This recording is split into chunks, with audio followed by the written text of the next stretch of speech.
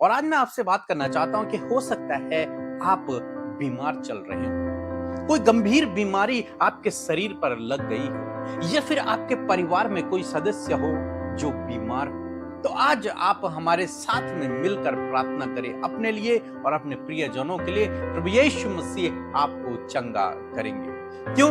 क्योंकि हम ऐसे प्रभु पर विश्वास करते हैं जो चंगा करने वाला परमेश्वर है, जो ठीक करने वाला परमेश्वर है, जो घावों को ठीक करने वाला परमेश्वर है, बीमारियों से ठीक करने वाला परमेश्वर है। क्यों? क्योंकि उसने ही हमारे शरीर को बनाया है, उसने ही हमारे हड्डी हड्डी हमारे मांस मांस को बनाया है।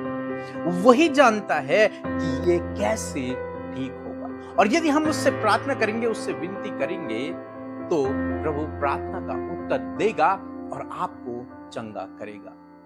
उस शरीर के हिस्से को प्रभु हील कर देगा, उसे ठीक कर देगा। बस आप प्रार्थना करें। एक वचन हम लोग देखेंगे व्यवस्था विवरण की किताब उसका 7 अध्याय 15 पद, जहां पर कुछ इस प्रकार से लिखा है, और यहोवा तुझसे सब प्रकार के रोग दूर करेगा और मिस्र की बुरी बुरी व्याधियां जिन्हें तू जानता है उनमें से किसी को भी तुझे लगने न देगा।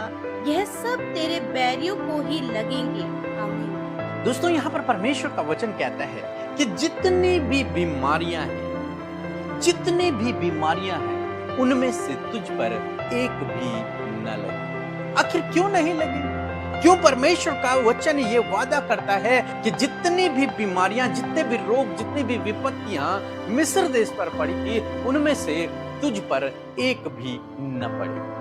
तुझ पर जो परमेश्वर पर विश्वास करता है, उसके पीछे चलता है, उस पर एक भी बीमारी न पड़े। आखिर क्यों?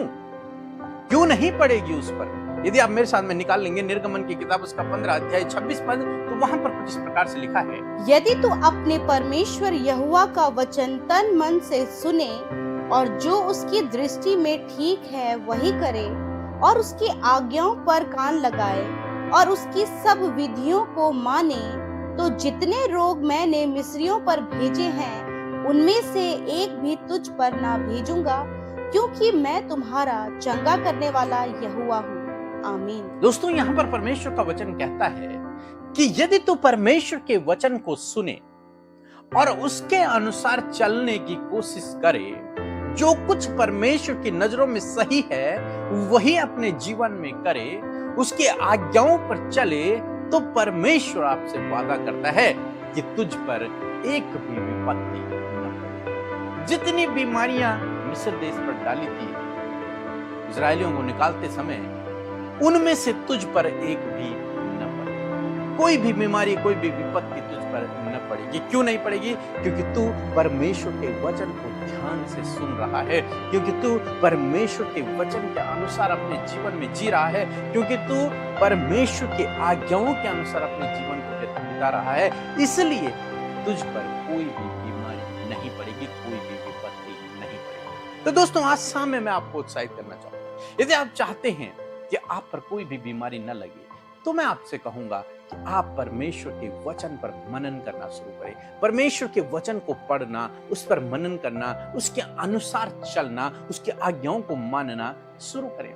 क्योंकि जब आप परमेश्वर के वचनों के अनुसार अपने जीवन को बिताएंगे, तो आप पर कोई भी विपत्ति न पड़ेगी, कोई भी दुख न पड़ेगा, कोई भी रोग न पड़ेगा। परमेश्वर का वचन आपसे ये वादा करता है।